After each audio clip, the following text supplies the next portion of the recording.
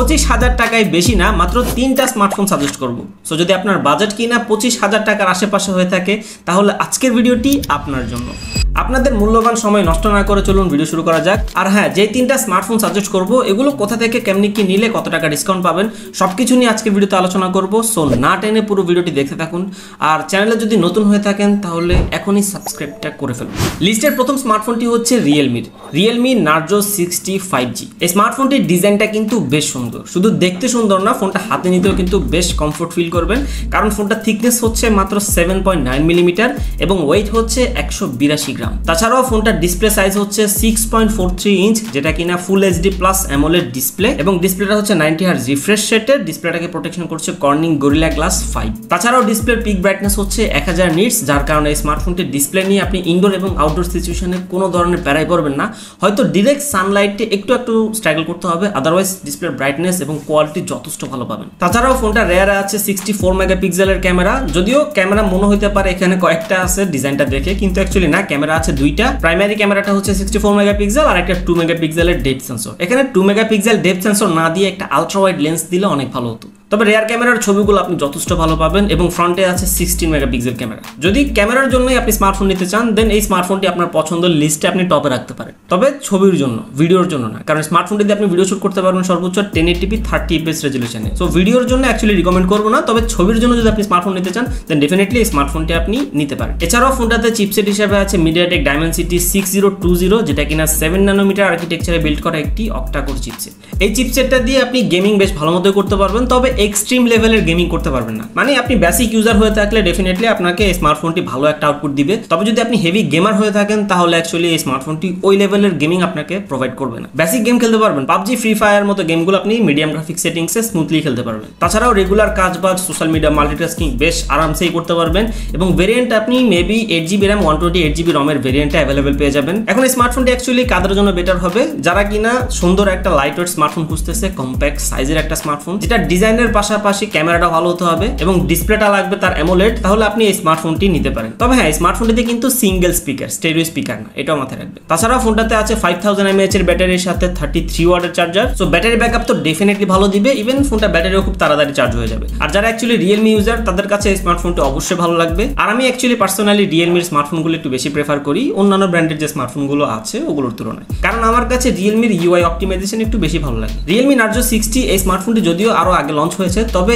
এখনো আপনি চাইলে এই স্মার্টফোনটি পারচেজ করতে পারেন। এই স্মার্টফোনটি বর্তমানে আশা করি আপনারা 22-23 হাজার টাকার মধ্যে পেয়ে যাবেন। আপডেট প্রাইস জানার জন্য এবং রিয়েলমি নার্জো 60 এই স্মার্টফোনটি পারচেজ করার জন্য আপনি চলে যেতে পারেন টেলিফোনিক বাইসেল এক্সচেঞ্জে। তাদের কাছে রিয়েলমি সহ সকল ব্র্যান্ডের আপনারা অফিসিয়াল, আনঅফিসিয়াল স্মার্টফোন এবং প্রিয়ন স্মার্টফোন আপনারা তাদের কাছে অ্যাভেলেবেল পেয়ে যাবেন। সো ঘুরে আসতে পারেন তাদের আউটলেট এবং ফেসবুক পেজ, তাদের শপের অ্যাড্রেস, ফোন নাম্বার সহ যাবতীয় ডিটেলস ভিডিও ডিসক্রিপশনে দেওয়া আছে। 2 নাম্বার স্মার্টফোনটি হচ্ছে তাদের জন্য যারা কিনা মোটামুটি ইনফিনিক্সের স্মার্টফোন পছন্দ করেন। আর এই 25,000 টাকার মধ্যে ইনফিনিক্সের স্মার্টফোন সাজেস্ট করার পিছনে কিন্তু একটা কারণ আছে, সেটা কি সেটা ভিডিওতেই বলতেছি, ওয়েট। 2 নাম্বার স্মার্টফোনটি হচ্ছে ইনফিনিক্স নোট 40। এই স্মার্টফোনটিতে আছে MediaTek Helio G99 ultimate chipset. এই চিপসেটটা দিয়ে আপনি মোটামুটি ভালো গেমিং করতে পারবেন এবং রেগুলার কাজবাজও বেশ ভালো মতো হ্যান্ডেল করতে পারবেন। তাছাড়াও ফোনটাতে আছে 6.71 ইঞ্চের একটি অ্যামোলেড ডিসপ্লে, যেটা কিনা 120 হার্জ রিফ্রেশ রেটের এবং ডিসপ্লে পিক ব্রাইটনেস হচ্ছে 1300 নিটস। তো ডিসপ্লের ব্রাইটনেস এবং কোয়ালিটি নিয়ে কোনো ধরনের কম্প্রোমাইজ নেই। তাছাড়াও ফোনটাতে আছে স্টেরিও স্পিকার, 5000 mAh এর ব্যাটারির সাথে 45 ওয়াটের চার্জার। এই স্মার্টফোনটি কিন্তু বাংলাদেশে অফিসিয়ালি পাওয়া যাচ্ছে, তবে রিয়েলমি নার্জো 60 যেটার কথা বলেছি ওটা কিন্তু আনঅফিসিয়াল স্মার্টফোন। ইনফিনিক্স নোট 40 এই স্মার্টফোনটি অফিসিয়ালি পাওয়া যাচ্ছে 27000 টাকা, তবে যদি আপনি এই স্মার্টফোনটি টেলিফোনিক থেকে পারচেস করেন তাহলে আপনি মোটামুটি ভালো একটা ডিসকাউন্ট পেয়ে যাবেন, যদি আমাদের চ্যানেলে সাবস্ক্রাইবার হয়ে থাকেন আর কি। অ্যান্ড এই স্মার্টফোনটাকে রিকমেন্ড করার পিছনে একটা অবশ্য কারণ আছে, কারণ এই স্মার্টফোনটাকে যে জিনিসটা আলাদা করেছে সেটা হচ্ছে এই প্রাইস সেগমেন্টে অ্যাকচুয়ালি অফিসিয়াল কোনো স্মার্টফোনে ওয়্যারলেস চার্জিং এর ফ্যাসিলিটিসটা নেই। এই স্মার্টফোনটিতে আপনি 45 ওয়াটের চার্জারের সাথে কিন্তু 20 ওয়াটের একটা ওয়্যারলেস চার্জার পেয়ে যাবেন। তাছাড়াও ফোনটার পারফরম্যান্স কিন্তু যথেষ্ট ভালো পাবেন, ইভেন ক্যামেরাটাও যথেষ্ট ভালো পাবেন, কারণ 108 মেগাপিক্সেলের ক্যামেরা। যদি আপনি ইনফিনিক্স নোট 40 সম্পর্কে আরো বিস্তারিত জানতে চান আমাদের চ্যানেলে স্মার্টফোনটির ফুল রিভিউ দেওয়া আছে, ওখানে স্মার্টফোনটি সম্পর্কে আরো ইন ডিটেইল আলোচনা করা হয়েছে, আপনি চাইলে ওই ভিডিওটি দেখে নিতে পারেন। আর যে স্মার্টফোনগুলো দেখাচ্ছি এগুলো যদি অলরেডি কেউ পারচেস করে থাকেন আপনার ইউজিং এক্সপিরিয়েন্স কিন্তু অবশ্যই কমেন্ট বক্সে শেয়ার করুন, যাতে আরেকজন এই স্মার্টফোনটি জেনে শুনে পারচেস করতে পারে। ওকে, লাস্ট 3 নাম্বার স্মার্টফোনটি হচ্ছে টেকনোর। আমি আপনাকে 2টা স্মার্টফোন রিকমেন্ড করব যদি আপনার বাজেট 25-26 হাজার টাকার মধ্যে হয়ে থাকে। প্রথমটা হচ্ছে টেকনো স্পার্ক 20 প্রো প্লাস, যেটা কিনা কার্ভড অ্যামোলেড ডিসপ্লের একটা স্মার্টফোন। আর একটা হচ্ছে টেকনো রিসেন্টলি লঞ্চ হওয়া একটি স্মার্টফোন টেকনো ক্যামন 30। এই দুইটা স্মার্টফোনের কিন্তু কনফিগারেশন অলমোস্ট সেম, তবে স্পার্ক 20 প্রো প্লাসটা হচ্ছে কার্ভড অ্যামোলেড ডিসপ্লে এন্ড ফোনটাও যথেষ্ট স্লিম। সো যারা কিনা অফিসিয়াল একটা স্মার্টফোন নিতে চাচ্ছেন যেটা কিনা কার্ভড অ্যামোলেড ডিসপ্লে হতে হবে, তাহলে আপনি টেকনো 20 প্রো প্লাসটা নিতে পারেন, যেটার ফুল রিভিউ অবশ্যই আমাদের চ্যানেলে অলরেডি আপলোড করা আছে, চাইলে আপনি ওই ভিডিওটি দেখে নিতে পারেন। ডিসক্রিপশনে লিংক দেওয়া আছে, অথবা আপনি আই বাটনে ক্লিক করে ভিডিওটি দেখে নিতে পারেন। তবে দুইটা স্মার্টফোনের কনফিগারেশন সেম হলেও ক্যামেরাতে কিন্তু একটু ডিফারেন্ট আছে।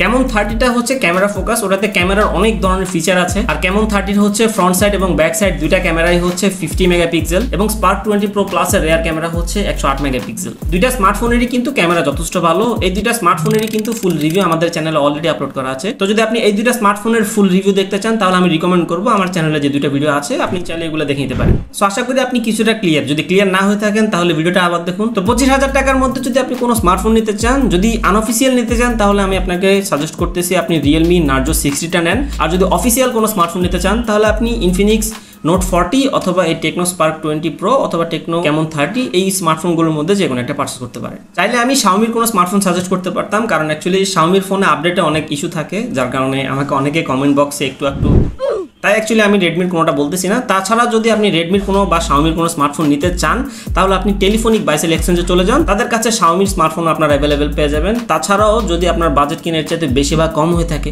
তাদের কাছে সব বাজেটের স্মার্টফোন আপনারা পেয়ে যাবেন। আরেকটা কথা বলে দিই, যদি আপনার বাজেট কিনা 10-15 হাজার টাকার মধ্যে হয়ে থাকে, তাহলে আমার চ্যানেলের এই ভিডিওটি দেখে নিতে পারেন। এটাতে আমি 10-15 হাজার টাকার মধ্যে 5টা স্মার্টফোন সাজেস্ট করেছি। তো যদি আপনার বাজেট কম হয়ে থাকে, তাহলে আপনি ওই ভিডিওটি দেখে নিতে পারেন। যাই হোক, আজকের ভিডিওটি এই পর্যন্তই। ভিডিওটি কেমন লেগেছে অবশ্যই কমেন্ট করে জানাবেন।